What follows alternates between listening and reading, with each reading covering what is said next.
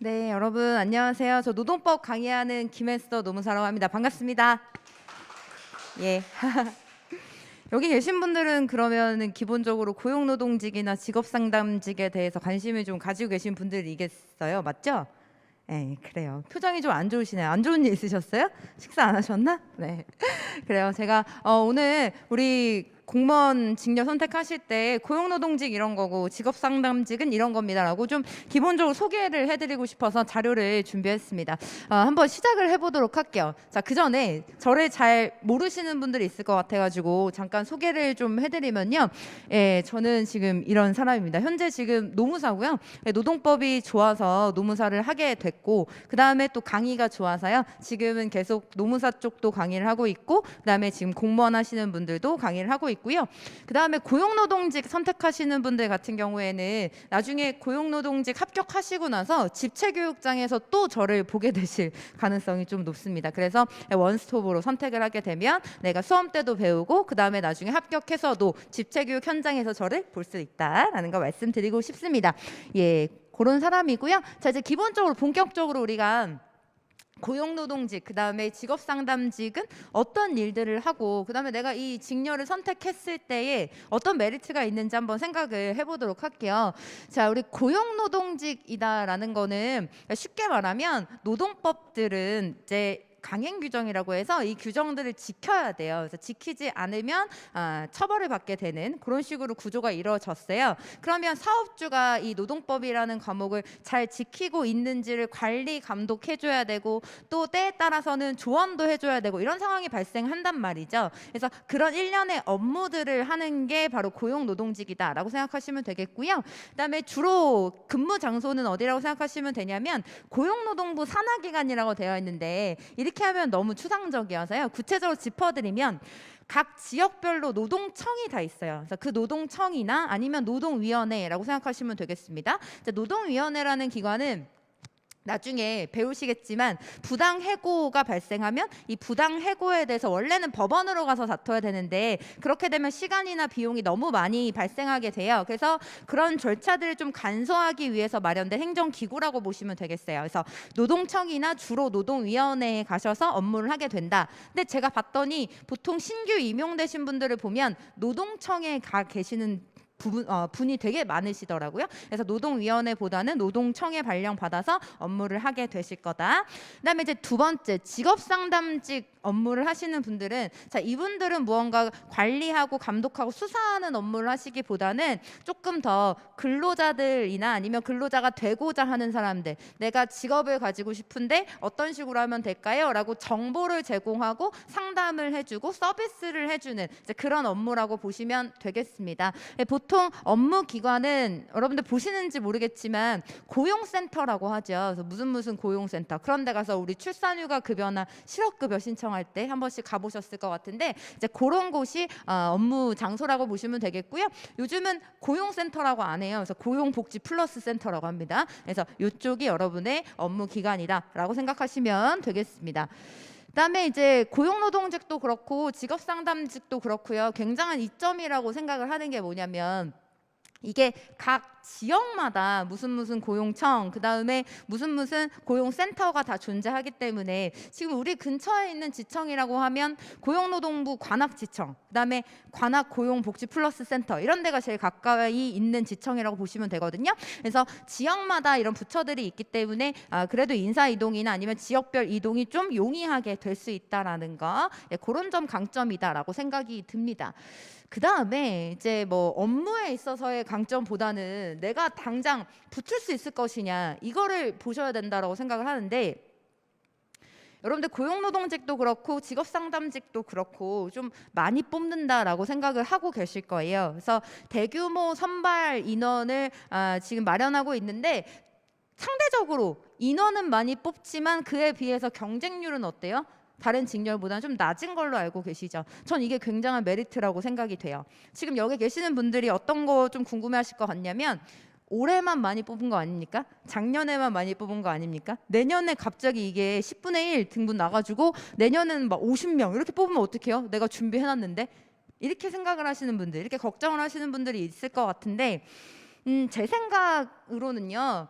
그러니까 이 노동 환경, 더 나은 노동 환경을 만들기 위해서 우리가 고용노동직이 필요한 거고, 그다음에 보다 나은 구직 서비스를 만들기 위해서 직업상담직이 필요한 거잖아요. 근데 어떻게 보면 더 나은 고용 환경, 더 나은 구직 조건을 만드는 게 저는 시대적인 숙제라고 생각을 해요. 왜냐하면 우리나라 같은 경우에는 아시는 분은 아시겠지만 OECD 국가 중에서 아직까지 근로 조건이 그렇게 발달한 나라는 아니에요. 그러니까 앞으로 해야 될 과제들이 많이 남아 있어요. 그러니까 여러분들 그렇잖아요. 우리가 인터넷을 쓸 때 인터넷을 빠르게 쓰는 게 훨씬 좋잖아요. 5G로 갔다가 갑자기 3G로 갔다가 이렇게 퇴화하진 않는다고요. 노동 정책도 마찬가지예요. 지금 계속해서 발전하고 있는데 아직 발전 가능성은 더 있다라고 보고요. 그러니까 지금 계속 정책 자체가 노동 친화적인 그런 환경을 만들자라는 게 정책 기조고, 여기에 발맞춰서 따라가려면 같이 업무를 하시는 고용노동직 공무원분들이라든지 아니면 직업상담직 공무원들이 양적으로 어느 정도 채워져야 된다라고 저는 보거든요. 그래서 앞으로 이런 식의 대규모 선발 기조는 계속되지 않을까라고 생각하고, 그렇게 돼야 맞을 것 같다라는 생각이 좀 듭니다, 여러분. 예, 그래서 그 정도 말씀드리고 싶고, 그 다음에 직업상담직을 선택하시던지 아니면 고용노동직을 선택하시던지 우리가 맞닥뜨리게 되는 과목이 바로 노동법이라는 과목인데, 이 노동법이라는 과목이요, 저는 굉장한 강점이 있는 과목이다라고 생각합니다. 여러분들 노동법이라고 하면 어떤 느낌이 좀 드세요? 어려울 것 같아요? 강사가 너무 어려울 것 같아. 너무 쫄 것 같죠? 네, 그렇지 않습니다, 여러분. 노동법이라는 거는 과목 자체 네이밍은 굉장히 이렇게 엄하게 생겼지만, 실질적으로 내가 이 과목을 배운다, 그리고 나는 노동법에 대해서 조금이라도 배운 적이 있다라고 하시는 분들은 공통적으로 말씀하세요. 제가 거짓말 치는 거 아니거든요. 쉽답니다. 왜 그러냐면 그럴 수밖에 없는 게, 이게 일단 절차법 아니고요. 그 다음에 과목의 분량이 그렇게 많지 않아요. 어렵게 만들어진 법이 아니기 때문에 초심자다라고 하더라도 쉽게 배워가실 수 있어요. 그래서 시간을 많이 투자하지 않더라도 고득점이 상대적으로 가능한 과목이다라고 말씀을 드리고 싶고요. 네 말을 어떻게 믿냐, 어떻게 여러분들 입증하실 수 있냐면, 돌아가셔서 이제 인터넷에 근로기준법, 노동조합법, 최저임금법, 이게 우리 시험 범위거든요. 딱 3개요, 3개. 이걸 한번 찾아보세요. 그럼 분량 자체도요, 다른 법 과목에 비해서 훨씬 짧구나라는 걸 느끼실 거예요. 그래서 도입하시는 데 있어서 전혀 부담감을 느끼실 필요 없다라고 말씀을 드리고 싶고, 그 다음에 노동법이라는 부분에, 그러니까 분량도 적고 그 다음에 단기간 내 고득점이 가능하다 보니까 우리 시간은 한정적으로 정해져 있잖아요. 그럼 우리가 노동법에 공부할 시간을 줄여가지고 어디다 투자하시면 돼요?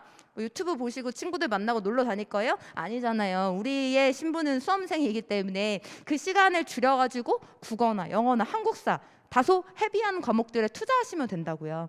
그래서 그런 것도 좀 전략적으로 접근하셨으면 좋겠어요. 내가 어떤 과목을 선택하느냐에 따라서 내 공부량이나 정해진 시간에 대한 분배 방법이 달라질 거기 때문에 미리부터 고민을 좀 하셨으면 좋겠고요. 그 다음에 이제 마지막으로, 노동법을 왜 선택하시면 여러모로 도움이 되냐, 고민을 많이 해봤는데, 여러분 요즘 세상은 일반적인 제너럴리스트를 원하기보다는 스페셜리스트를 원한다라고 생각을 합니다. 그래서 근데 이 노동법이라는 과목이 물론 쉽게 접근할 수 있기는 하지만 굉장한 전문성을 요구하기도 해요. 그러니까 일반적인 법학을 전공한 사람이나 뭐 일반 내가 행정을 하다가 이 노동법을 배우게 된다, 다소 어려울 수 있어요.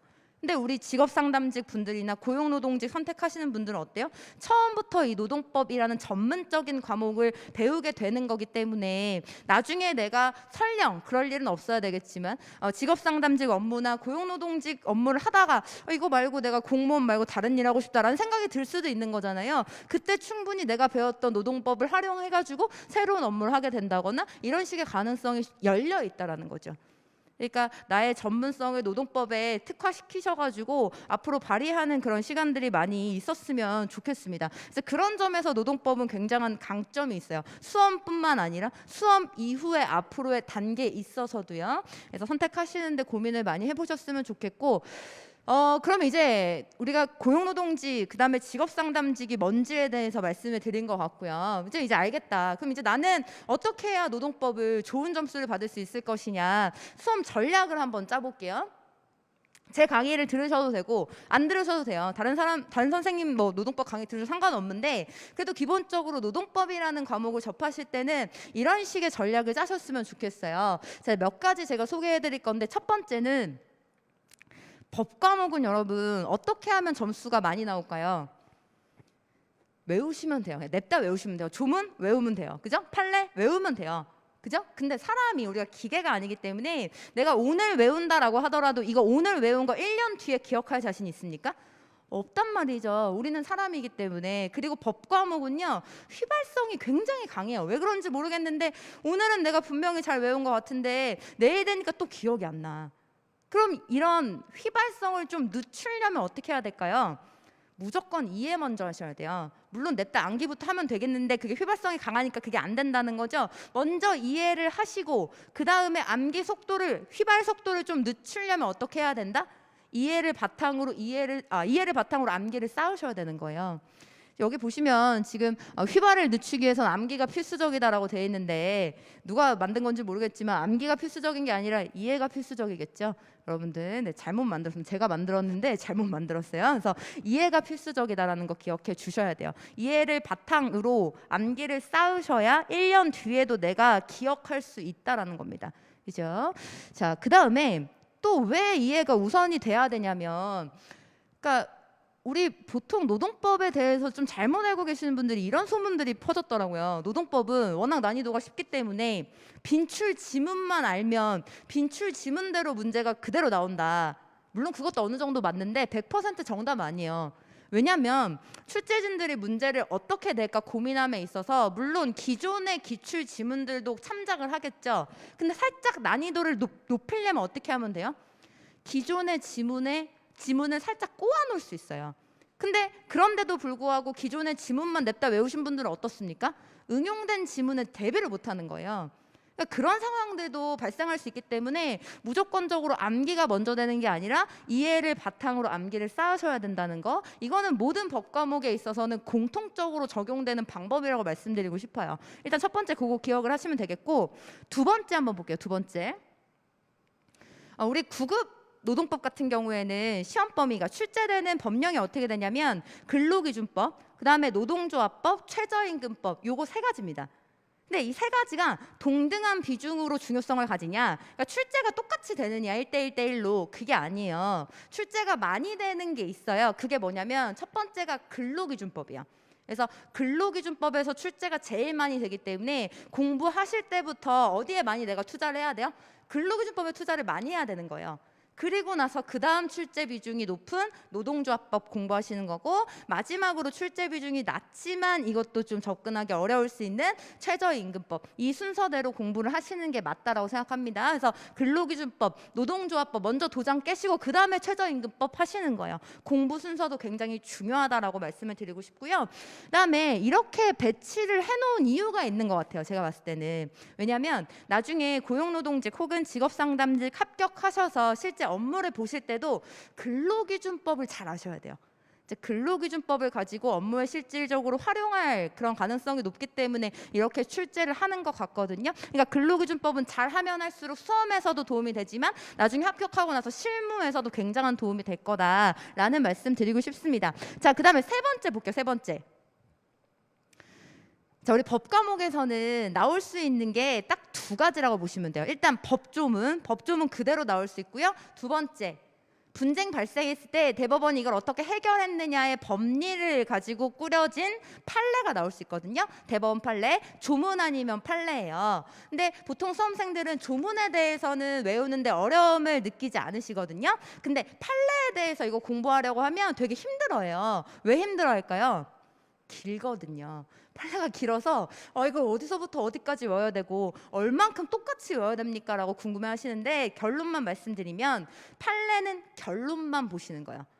그러니까 물론 대법원 판례가 왜 이런 결론을 만들었느냐에 대한 풀이 과정은 필요하겠죠. 그건 수업 시간에 제가 해결해 드릴 건데 그건 이해하는 용도로 사용하시고, 외우실 땐 어떻게 한다? 판례는 결론만 가져가시는 거다. 이제 그 정도 팁을 좀 드리겠습니다. 자, 그 다음에 네 번째 한번 볼게요. 네 번째. 자, 우리 노동법 시험 같은 경우에는 특징이 빈출되는 지문이 있어요. 그래서 이 부분은 중요하다라고 생각을 한 것 같아요. 그러니까 빈출되는 지문이 있기 때문에 빈출되는 지문 반드시 파악하셔야 되고, 두 번째, 이게 조금 노동법의 특징이라고 보여지는데요. 노동법을 시험 과목으로 하고 있는 타 시험들이 있어요. 예를 들면 공인노무사 시험이라든지 객관식 1차요. 그다음에 뭐 7급 공무원 시험이라든지 이런 데서 출제된 문제들이 돌고 돌아요.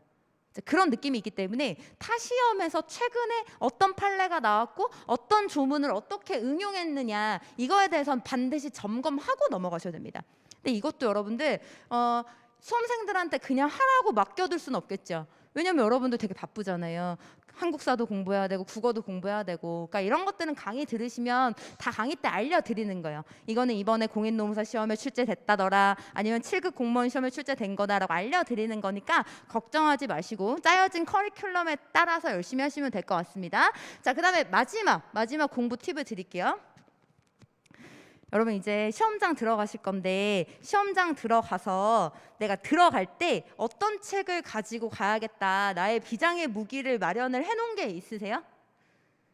그렇잖아요. 우리가 시험장 들어가면 시험 보기 전에 찰나의 순간이 나한테 주어질 텐데, 내가 막 캐리어 이만큼 끌고 가가지고 책을 1부터 100까지 다 보고 있을 겁니까? 아니잖아요. 자, 그런 의미에서 단권화하는 게 되게 중요해요. 그래서 법 과목은 분량이 많지만 단권화 자료를 하고, 그 단권화된 자료를 회독을 많이 하면 할수록 나한테 이득이 되는 거거든요. 그래서 시험장 당일에 내가 뭐를 가져갈까, 그 교재를 미리 정해두셨으면 좋겠습니다.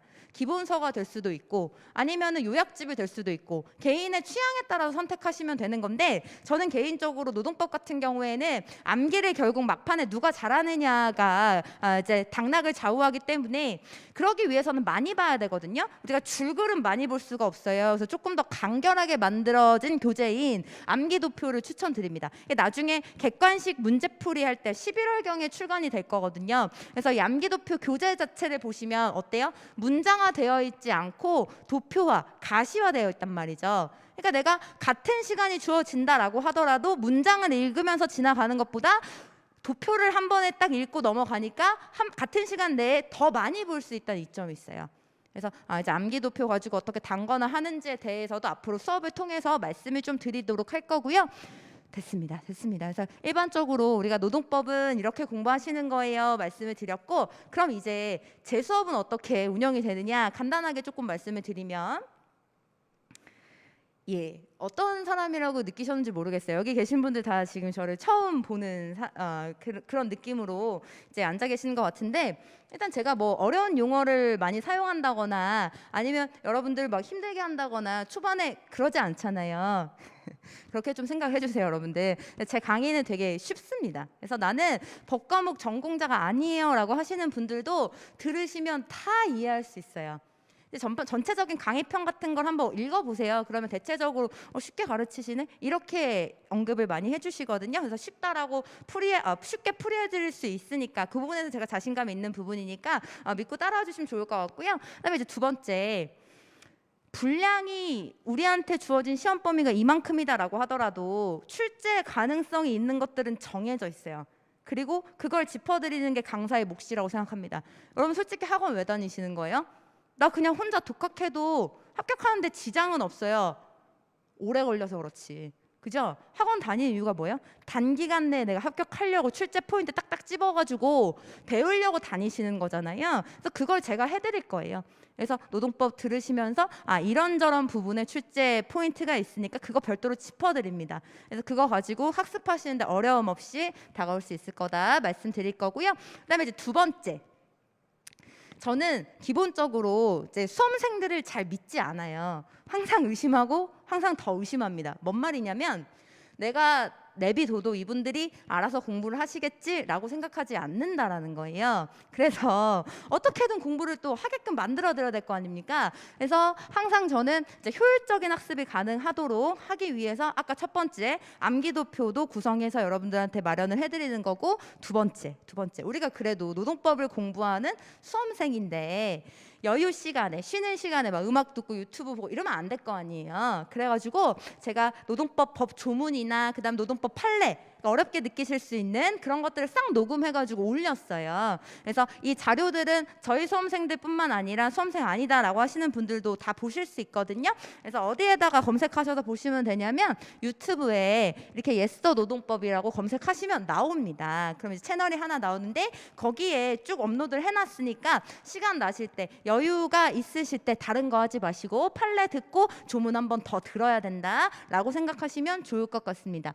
이제 유튜브에도 정확하게 이렇게 검색을 하셔야 돼요. 영어로 yes 더 쓰신 다음에 소문자 하시면 안 됩니다. 대문자로 yes 더 하시고 노동법 이렇게 쓰셔야 돼요. 뭐 김혜스 더 노동법 이런 거 치면 안 나옵니다. 왜냐하면 아직 구독 자 수가 적어요. 영세사업장이란 말이죠. 그러니까 정확하게 이렇게 치셔야 나온다라는 거 알고 계시면 좋을 것 같습니다. 제가 이제 영세사업장이라고 말씀을 드렸는데 우리 노동법에서는 이 영세사업장에 대해서 5인 미만 사업장이 영세사업장이거든요. 개념에 대해서 좀 배우는데 영세사업장 기본적으로 근로자 수 적은 사업장 특징이 뭐예요? 뭐 옆에 가면 식당들 이런 데 다 영세사업장이에요. 특징 뭡니까? 가족들이 다 운영을 한다는 특징이 있어요. 제 유튜브도 마찬가지입니다. 제가 나와서 얘기하잖아요. 저희 오빠가 찍어주고 저희 새언니가 편집해주고 약간 이런 구조로 되어 있다. 영세사업장이다 보시면 되겠고요. 자, 마지막으로 저는 굉장히 소통을 중요시합니다. 내가 아무리 내뱉어봤자 듣는 사람이 무슨 말인지 모르겠다라고 하면 말짱 꽝이라고 생각해요. 그래서 여러분들 어떻게 생각하시고 이런 점에 대해서 궁금한 점이 있습니다라는 걸 항상 귀담아 들으려고 노력을 하고요. 소통하는 창구는 크게 세 가지예요. 세 가지. 블로그 아니면 이메일 주셔도 되고요. 아니면 저는 좀 빠르게 답변하는 걸 좋아하기 때문에 나중에 수업을 들으시면 제가 카톡 아이디 공개할 거예요. 그래서 카톡으로 소통하는 방법도 있다라는 거 미리 알려드리도록 하겠습니다. 자, 마지막으로 연간 커리큘럼은 이렇게 됩니다. 지금 우리가 기본 이론 과정은 이미 끝났어요. 그래서 온라인에 업로드가 돼 있는 상황이고 이제 오는 10월 달에 심화 강의 좀 더 업그레이드해서 어려운 쟁점들 다뤄볼 거고 그다음에 기출문제 풀이는 11월 달부터 시작을 할 건데 자, 기출문제 풀이 강의 자체를 어떻게 할 거냐면 문제만 풀어보지 않아요. 저는 항상 여러분들 의심한다고 했잖아요. 이분들이 이론을 제대로 정리하고 듣는 건지 궁금해요. 그래서 암기도표로 일단 이론 정리 한번 쭉 돌릴 겁니다. 그리고 나서 문제풀이 들어갈 거예요. 그래서 1회독 못하신 분들이다라고 하더라도 저랑 같이 1회독 해볼 수 있는 기회가 될 겁니다. 그 다음에 이제 나머지 내년도 2월에 봉투 모의고사 하고 마무리 특강, 최종 정리 특강 해서 연간 강의 커리큘럼 이렇게 맞춰진다고 말씀드리고 싶습니다. 예, 요 정도 말씀드리면 될 것 같고요. 그 다음에 이제 여러분들이 좀 질문을 남겨주셨더라고요. 그래서 거기에 대해서 답변을 드려보도록 하겠습니다. 첫 번째는 처음 노동법을 시작하는데 늦어도 언제까지 시작해야 한다 시기가 있을까라고 질문하셨는데 적어도 정확히 답변을 드리면 11월에는 들어오셨으면 좋겠습니다. 11월에는 들어오셔야 이게 이분이 처음 진입한다고 하셨잖아요. 처음 진입하시는 분들은 아무래도 그래도 여유를 한 4개월 이상은 두고 접근을 하셔야 되기 때문에 11월에는 좀 들어오셨으면 좋겠고 들어오실 때 아마 법 과목이 처음일 가능성이 높을 거예요. 그러니까 인문특강 무료로 풀려진 게 있어요. 인문특강 반드시 듣고 오세요. 이거랑 그 다음에 기본이론 강의, 기출문제 이렇게 쭉쭉쭉쭉 커리큘럼 진행하시는 걸 추천드리고 싶습니다. 이 정도면 될 것 같은데요. 그죠? 예, 그 다음에 두 번째 재시생인데 노동법이 70점 정도인데 기본 강의 먼저 듣는 게 맞냐? 예, 기본 강의부터 들으셔야 돼요. 왜냐하면 죄송하지만 노동법을 70점 맞았다는 건 이제 아직까지 어느 정도의 수준에 이르지 못했다라는 거나 다름없거든요. 그러니까 제 수업을 들으셨으면 노동법은 거의 뭐 90점 이상은 무조건 다 맞으세요. 다른 과목 때문에 안타깝게 그렇게 되신 거지. 그러니까 이거는 기본 이론 강의부터 다시 차근차근 쌓으셔야 될 것 같아요. 좌절하지 마시고 들으면 돼요. 하면 되니까요. 기회가 있잖아요. 예, 그래서 포기하지 마시고 기본 이론 강의부터 들으시길 추천드리겠습니다. 그래요. 그리고 이제 마지막 질문인 것 같은데 노동법 출제 난이도가 계속 유지될 건지 궁금하다. 저는 이거 세모라고 답하고 싶은데 기본적으로 이제 노동법을 객관식 문제를 구성할 때 어렵게 만들려면 얼마든지 어렵게 구성할 수 있어요. 그 예를 우리가 어디서 볼 수 있냐면 노무사 1차 다소 어렵게 나와요. 그 다음에 7급 공무원 객관식이긴 하지만 지문의 길이도 길고 살짝 어려운 부분이 있거든요. 그래서 어렵게 구성하려면 충분히 구성할 수 있고 이걸 보여줬잖아요. 7급 공무원과 노무사 1차 문제를 통해서. 그래서 저는 어려워질 수 있다. 이제 이럴 수 있으니까 우리가 탄탄하게 만에 하나의 가능성을 배제할 수 없는 거란 말이죠. 그래서 기본 이론도 듣고 심화 강의도 듣고 해서 그렇게 준비를 착실히 해갈 거기 때문에 수업을 들으시면 난이도가 어떻게 되든지 간에 상관없이 나는 좋은 점수 받을 수 있습니다. 제가 여러분들 만점 받을 수 있게끔 커리큘럼 다 짰고 그 정도의 준비는 다 하고 있어요. 그러니까 믿고 따라오시면 좋은 점수 얻으실 거라고 확신할 수 있습니다. 예, 여기까지 말씀드리면 될 것 같고요. 예.